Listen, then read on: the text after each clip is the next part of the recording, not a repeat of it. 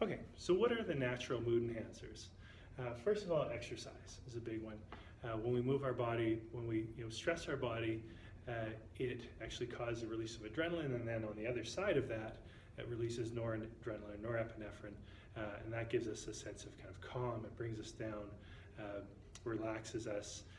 There's also, when you work your body hard, there's a release of endorphins, natural painkillers that actually give you that kind of fuzzy, happy feeling as well. And actually, the American Psychological Association, they concluded that exercise is actually a better antidepressant than antidepressants. Surprise, surprise. So that's a big one. Now, this is not the time to be hard on yourself about what you managed to do. We don't want to say, oh, I should have done more or worked harder or that wasn't good enough. Not the time for it. As I keep telling people, what I do for my workout is less important than what my workout does for me. And as a point of interest, cardiovascular exercise, where you elevate your heart rate, has the most kind of enhancing effect on mood.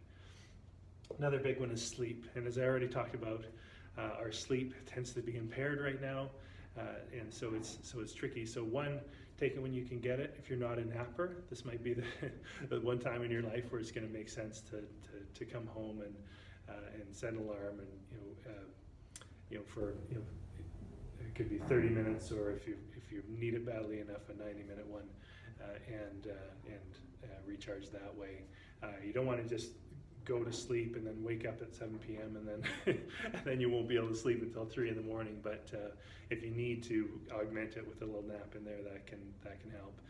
Other than that, a lot of us were going to sleep agitated. So we're having trouble falling asleep, but even if we do fall asleep, there's tension there. So one of the things that can be really helpful is just having a routine at bedtime, whether you put on some warm clothes, put on the right kind of music, have a warm bath or shower, and maybe read something and choose something that's calming and soothing and kind of life affirming at that time of day. So having something that just allows you to settle, allows you to come down, because if you invest that time to come down, you're probably going to sleep a lot better. So you may be in bed for 30 less minutes, but what you do get could be enhanced. Daylight is a big one. When sunlight hits our retina, it sends a message to our brain that says it's daytime. So these lights in here right now, these fluorescents, they don't send the same message. So as far as my brain is concerned, it's nighttime. So when daylight hits my eye and it sends that message, it's daytime, it gives me energy, I'm more alert, I'm more focused, more motivated.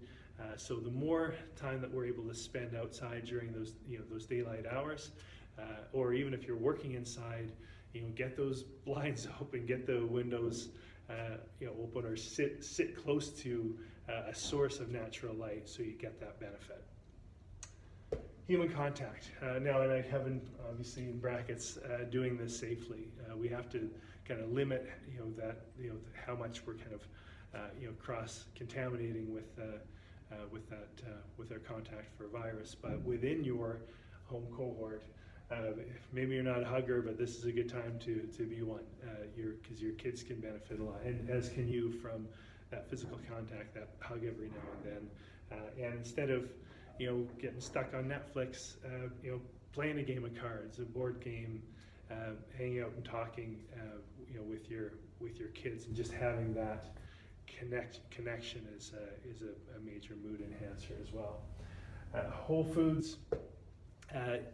So here's the trick right now is when we're feeling lousy, we reach for comfort foods. What do comfort foods tend to be?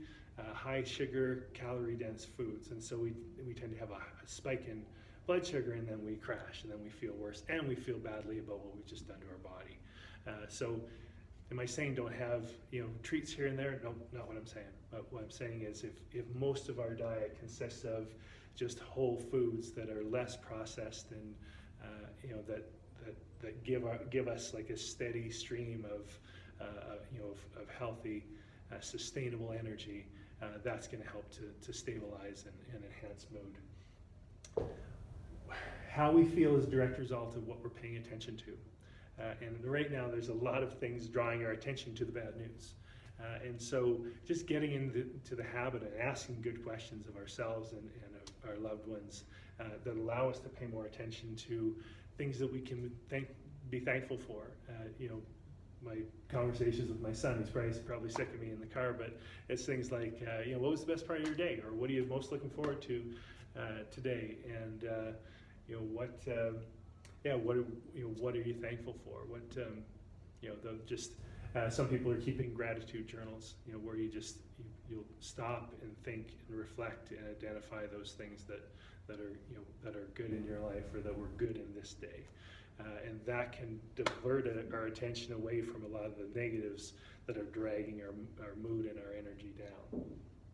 And then finally, some people, it sounds like a bit of a contradiction, but and I find myself that if I'm in kind of a funk emotionally, but then I have an opportunity to help someone else or support someone else who's dealing with something hard, that gives me a boost. I don't just feel good about helping, but I actually, it takes me away from those things that may have had me in a bad place, and I just feel good about being human and present and part of someone else's life. So opportunities and it's perfect, right? Because we all need more support and caring and loving right now. And if we're all looking for opportunities to give more of that, then it's a win-win situation.